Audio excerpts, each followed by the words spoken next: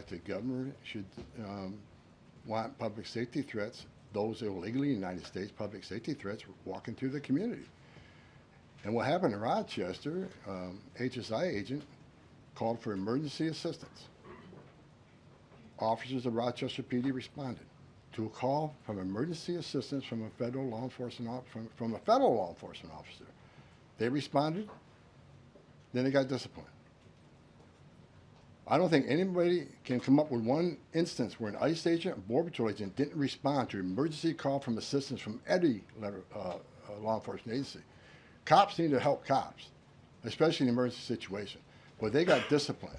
And I met those officers down in Nashville soon after that. I think it was a couple of days after it. And I told them I stand with them. They did the right thing. Law enforcement responding to emergency assistance from law enforcement. So I'm going up there to support the men and women of law enforcement, the men and women who carry that badge and gun every day. They're working the streets at 2 a.m. while we're all sleeping. I'm going to give my support, and they just announced a lawsuit, and that's one of many. Sanctuary City is going to be sued on this administration for flouting immigration law. I mean, the law is clear, and they're violating it, and this administration is going to take actions. I'm going up there to show my support of men and women of law enforcement. I started as a cop. And the community, I'm showing support for them, because the community wants their police officers to be officers too. The communities don't want public safety threats walking around their communities either. And that's what it's all about, and that's why I'm going. Sure. Mr. Homan, how close are you to housing migrants at U.S. DoD facilities like Fort Bliss in Texas? Well, we're already housing at Guantanamo. Fort Bliss is being ramped up, so in the very near future. I don't have a timetable because things need to be done, construction needs to be done. We're making sure the facilities are ready to accept. We're making sure facilities are able to care for the people. They're going to be detained, so I don't know the timeline right now. It changes every day because of various issues, but we're working on it. Are you intending to hold families there, including families with American citizen children? Family residential centers are for families. They're not jails, they're an open-air campus built for families, which means they have child psychologists, they have pediatricians. And why family residential centers? Because we want to make sure that child is with a parent. Unlike the last administration, who stopped DNA testing, who many investigations of children being smuggled in the country with some that wasn't related to them claiming to be a parent. So we're going to make sure children are with parents. We're going to make sure that's actually a family and that child ain't being trafficked. That's the main reason. Regarding the executive order on sanctuary cities, is the administration planning to pursue any more investigations or prosecutions like was done against the judge in Wisconsin, against local officials? Well, we'd have to defer you to the Department of Justice, obviously, for specific prosecutions or cases against individuals. But as I said in my remarks, the executive order the President will sign later this afternoon does direct the Attorney General and also Kristi Noem, our great Secretary of Homeland Security, to provide a list of sanctuary cities in which local officials are not complying with this federal order and are not complying with federal immigration laws. It's quite simple. Obey the law, respect the law, and don't obstruct federal immigration officials and law enforcement officials when they are simply trying to remove public safety threats from our nation's communities. The American public don't want illegal alien criminals in their communities. They made that quite clear on November 5th, and this administration is determined to enforce our nation's immigration laws, and we're happy to provide the text of that executive order, and as I said, the President will be signing it later this afternoon. Sure. Excuse me. I want to talk about farm workers. The President said earlier this month that there could be leniency for some undocumented farm workers.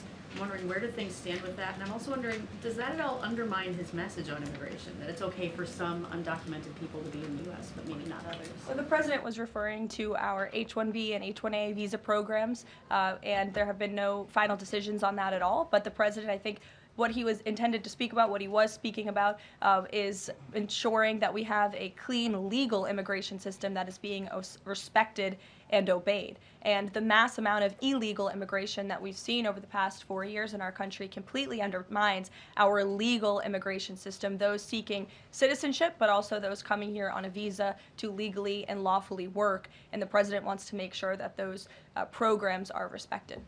Reagan. Thanks, Caroline. My question is for Tom. Tom, Reagan Reese with the Daily Caller. Over the weekend, ICE arrested 2 illegal immigrants for allegedly stealing Secretary Noem's purse over the weekend. What can you tell us about these individuals' immigration history as well as their criminal history? I don't have the criminal history, but I know the one that stole the purse is supposedly in the country legally. But, you know, pick the wrong person to steal a purse from.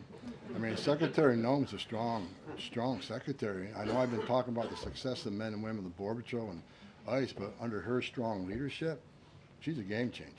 So I'm happy to work with her, despite the media I've read that me and Christy Noem have differences. Me and Christy Noem are attached at the hip. There's no daylight between us. We're both going to push the president's agenda. She's a strong secretary, and I'm glad she's in here. And I'm glad, but again, that illegal alien, pick the wrong person, steal a purse from. I'm telling you. Mary Margaret, go ahead. Thank you, Caroline. I have 2 questions, one for Mr. Homan, one for you on the White House Correspondents' Dinner. I'd like to start with you, though, Tom Homan. This list has a very high number of sexual assaults on a child. Can you comment on that and why there's so many crimes against children committed by illegals in this country? I don't know why. It's sick.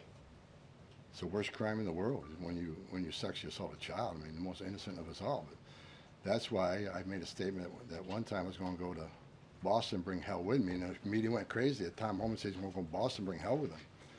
I was going to bring hell to illegal aliens that rape children. There's not more of a heinous crime. And as you can see, the amount of child rapists we've arrested under this administration, that could have been arrested under the Biden administration. They were out there. They had their final orders. They were out there, but they didn't go look for them. They were too busy releasing millions of illegal aliens in this country. And the numbers prove it. The removal numbers of criminals was the lowest. ICE had the lowest number of removals in the history of ICE under Joe. At the same time, you had historic illegal immigration on the border. ICE had the lowest numbers in the history of the agency. That shows the difference between the 2 administrations. We're looking for every one of them. People want to know, okay, when am I going to retire for the 3rd time? I'll retire when every public safety threat, national security threat, child rape is eradicated from this country. That's when I'll rest. Thank you so much. And then Caroline, really quick. Alex Thompson said at the White House Correspondents' Dinner, and I'm going to read his quote, "President Biden's decline and its cover-up by the people around him is a reminder that every White House, regardless of the party, is capable of deception. We, myself included, missed a lot of this story, and some people trust us less because of it." Can you comment on those remarks and whether you agree with that assessment? I do agree with that assessment from Alex Thompson, who I understand won an award for writing a story months and perhaps years after the American people already knew that story to be true. Millions of Americans watched our mentally incompetent president struggle with his day-to-day duties of this office. We watched our country be ran into the ground as a result, and nobody in the media wanted to write about that, talk about it. There were many reporters, I will say, right-leaning reporters who did talk about that, who didn't get awards, didn't get coverage. In fact, they were lambasted for their coverage. And I remember being on President Trump's campaign, talking about Joe Biden's clear mental incompetence and being accused by people in this room of manufacturing deep fake videos, trying to persuade the public into not believing what they saw with their own eyes for many years. And I think it's about time the legacy media finally admits that was one of the greatest cover-ups and scandals that ever took place in American history, and certainly it did contribute to the decline in the trust that Americans have for the legacy media. Peter, which, by the way, is why we've made many changes to this briefing room in this White House. It's long overdue. Peter, go ahead. Thank you. A few things. You guys arrested a Milwaukee County circuit judge for allegedly helping illegal immigrants get away. As you guys look at other judges, would you ever arrest somebody higher up on the judicial food chain, like a federal judge or even a Supreme Court justice? Well, that's a hypothetical question. Again, I defer you to the Department of Justice for individuals that they are looking at or individual cases. But let's be clear about what this judge did. She obstructed federal law enforcement who were looking for an illegal alien in her courthouse. She showed that illegal alien the door to evade law enforcement officials. That is a clear-cut case of obstruction. You don't have to be a lawyer to understand that. And so anyone who is breaking the law or obstructing federal law enforcement officials from doing their jobs is putting themselves at risk of being prosecuted, absolutely. You guys have at least 18 written trade proposals. We still don't know who they are from or what they contain. What is the holdup with that? There's no holdup. We're working around the clock. The trade team is working all day. I was on the phone late last night with Secretary Lutnick. I was on the phone this weekend as well with Secretary Bessent. I mean, the entire team is working 24/7 to get these trade deals done. And I think you'll be hearing more about them this week. I don't want to get ahead of the trade team or the president in announcing potential deals, but certainly I can assure the American public that this administration is full speed ahead in cutting good and fair trade deals on behalf of the American worker. And one more. After the president's Truth Social post, the Browns finally took Shadur Sanders. Does the president think he deserves credit for Sanders getting picked? And does he think going to the Browns is better than being undrafted? Hey, all I will say is the president put out a statement, and a few rounds later he was drafted. So I think the facts speak for themselves on that one, Peter. We'll go to the back row in the middle, to the blonde. Yes. Caroline. Hello. President Trump has said that Secretary Hegseth will get it together. Does he think that Hegseth doesn't have it together right now? Look, the president has made his position on Secretary Hegseth quite clear. He absolutely has confidence in the secretary's ability to lead the Pentagon. It's why he nominated him for this position. It's why the Senate voted to confirm him in this position. And look at the success that DoD has had thus far. Their successful operation against the Houthi terrorists in the Middle East. You look at the recruitment and retention levels for all branches of our armed forces are on the incline, which is exactly what this president intended to do. Secretary Hegseth has completely wiped out DEI from the Pentagon as well. And so he's going to remain focused on standing up for our war fighters, on implementing President Trump's peace through strength foreign policy agenda abroad, and the president supports him in his role. Sure. Many are wondering how these 10 or 20 million people are working. Is there some efforts to clamp down on employment because they're working somewhere to keep staying here? The number of worksite enforcement actions have tripled this year, and it's going to triple again. Because in sanctuary jurisdictions especially, if we can't arrest a bad guy in the safety and security of a county jail, and they're going to release them into community, that means we go into the community. If we can't arrest them in the community, we'll arrest them at their work site. We got to do what we got to do to arrest public safety threats. There's no sanctuary for public safety threats in this country, so worksite enforcement is going to increase even more than it already has. And another reason for worksite, the last administration stopped worksites. Where's the number one place we find victims of trafficking, victims of forced labor trafficking, and work sites? So not only are we going to enforce law on work sites, we're going to save victims of trafficking. That's another reason we've increased worksite enforcement. Awesome. Well, go ahead, Brian. Sure. We'll take one more question. This is for Mr. Homan. We all walk by these heinous yard signs that are along Pebble Beach. What is some of the feedback that your ICE agents are getting in the field from the community as they remove these individuals from their families, their neighborhood, their schools, or all the places in their community? What's been the reaction that your ICE agents have gotten from the people who live amongst these individuals? The morale of ICE and Border Patrol is at all-time high because they're getting to uphold the oath they took, and they're enforcing the law. Border Patrol and the Biden administration, I met with hundreds of them. They felt like Uber drivers and tourist agents. These men and women joined the ranks of ICE and Border Patrol to enforce the law, make the community safer, and protect national security. I hear it all the time. There's a lot of people in this country who don't like me. I don't care. But when I walk to an airport, I have many people walking up to me and thank me for what I'm doing, and I'm not taking credit for anything. The success of the border and immigration enforcement is President Trump and the men and women wearing that uniform. God bless each and every one of them. But I take a pleasure in seeing it because in 40 years of doing this job, people always want to say, why are you so emotional when you testify? Why are you so emotional on network? Because if they wore my shoes for 40 years, they'd understand why I'm emotional. I've talked to little girls as young as 9 years old that were raped multiple times by the cartel members.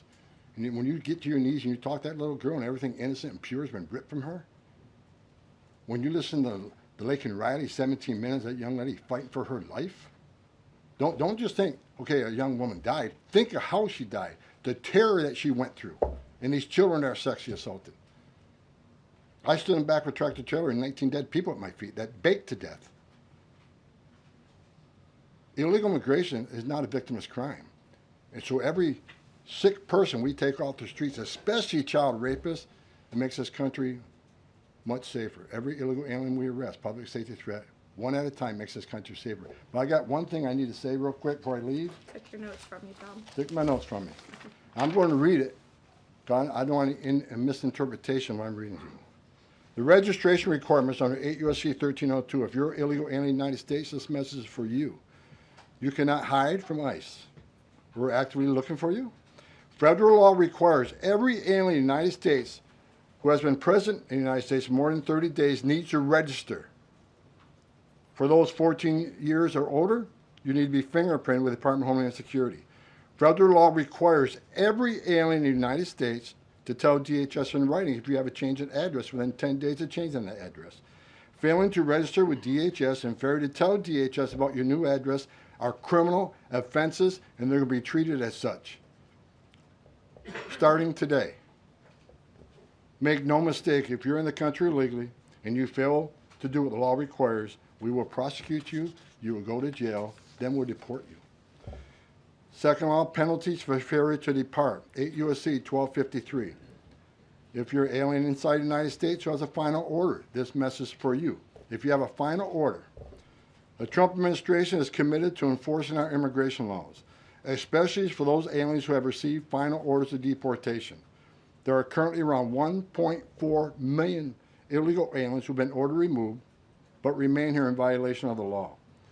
We will aggressively prosecute, consistent with long-standing law, those aliens for failing or refusing to depart or who takes other related actions aimed at hindering their removal.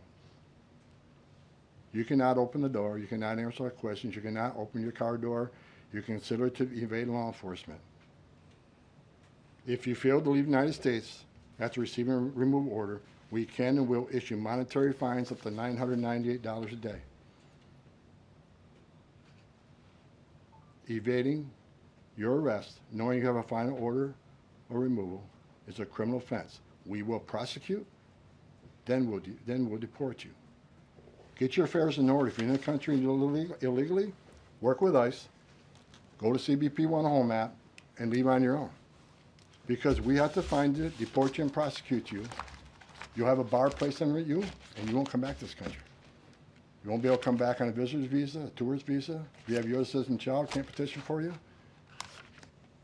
If you're in this country, well, you get your affairs in order and work with us and get yourself removed from this country. That's what law requires, and we're going to enforce that law.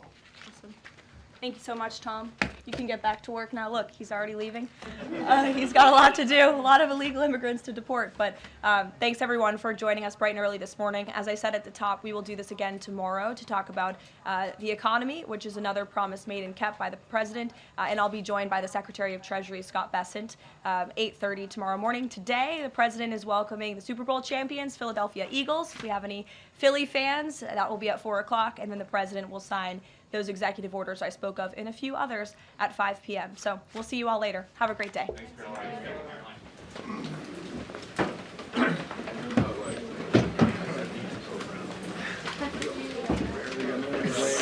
Caroline.